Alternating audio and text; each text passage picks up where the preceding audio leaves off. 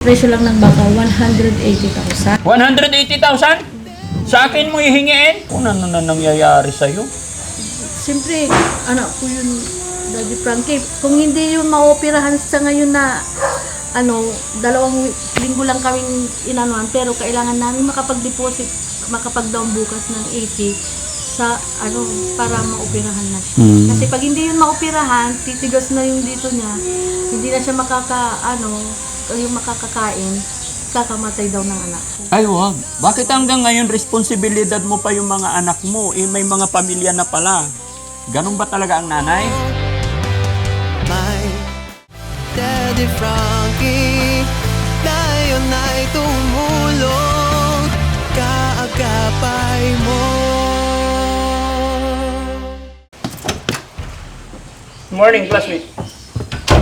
Ano nangyari? Sinuntok yung anak ko. Ha? Sinuntok nila yung anak ko kasi last year. Sinuntok anak mo? Dito. Ilang taon? 22 years old. Nagtanggol lang siya ng kaibigan niya na yung kinukursandahan siya, yung bisita niya dyan, kasi kararating lang galing Manila. Away pala. Pinasyalan niya yung asawa niya na buntis. Anak mo may asawa? Okay. Yung sinuntok? Yung sinuntok. Kaso, kasalanan din niya. Kasalanan ng anak mo? Oo, kasi ganito yun. Tulog na siya. May bisita siya na kasama niya. Yung bisita niya, kinukursanadahan ng bayaw niya.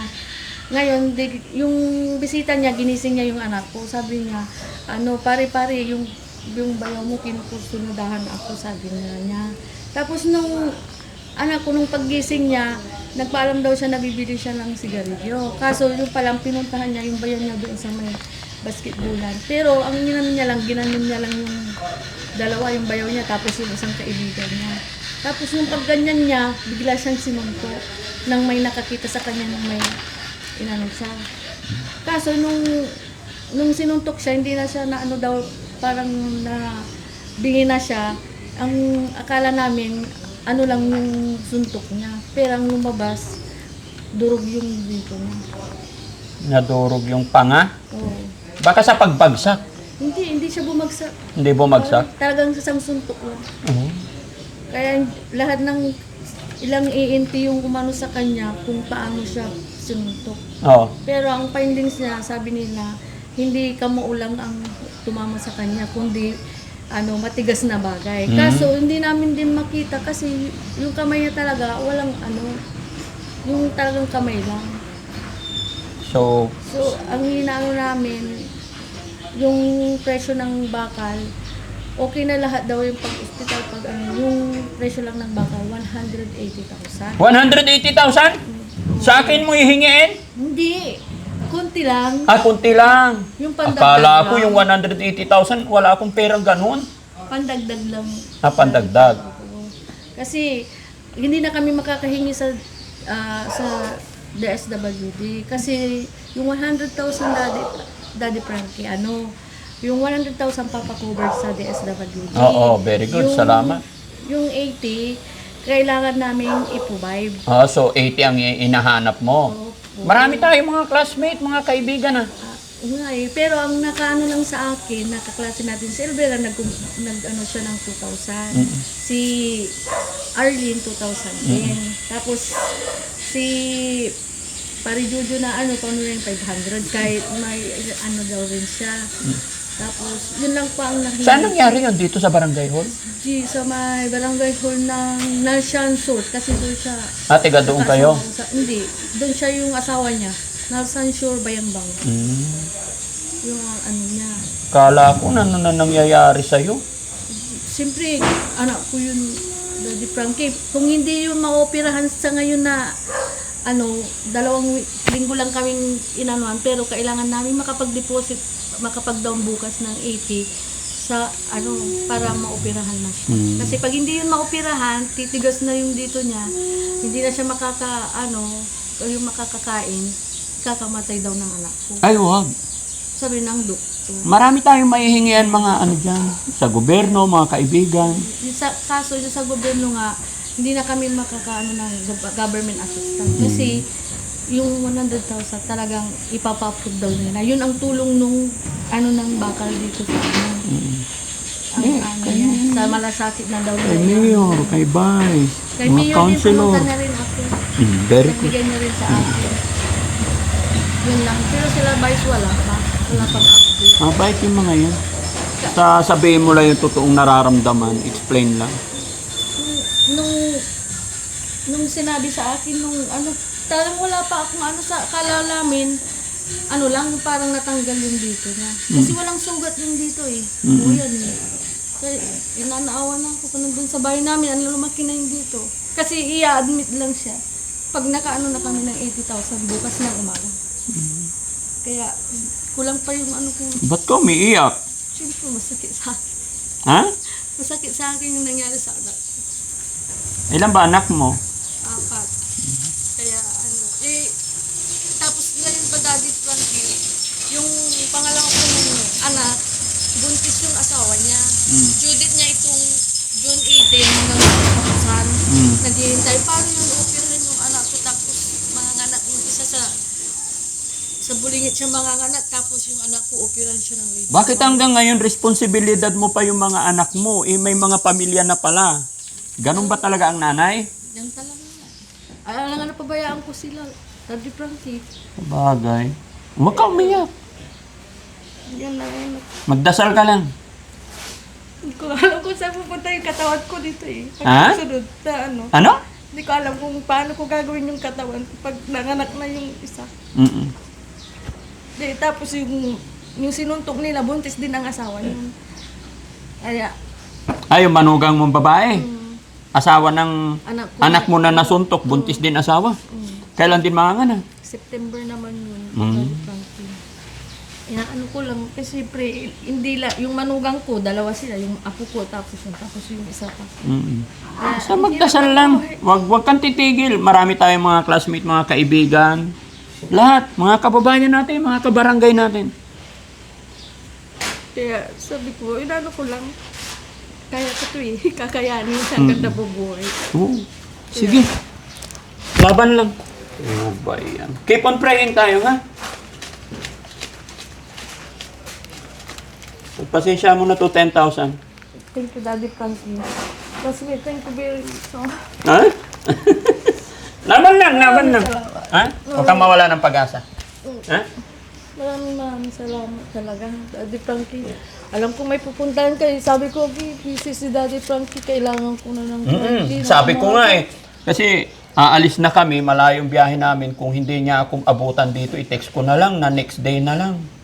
Kasi pag next day rin lang naman, kung maiano mo rin ako, pang ano na lang, pang gamot para sa ano namin gagamitin. Basta dasal lang tayo. Tsaka sabihan mo yung mga anak mo.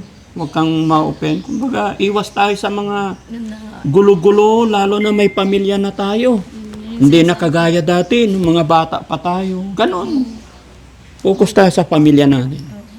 Maraming salamat.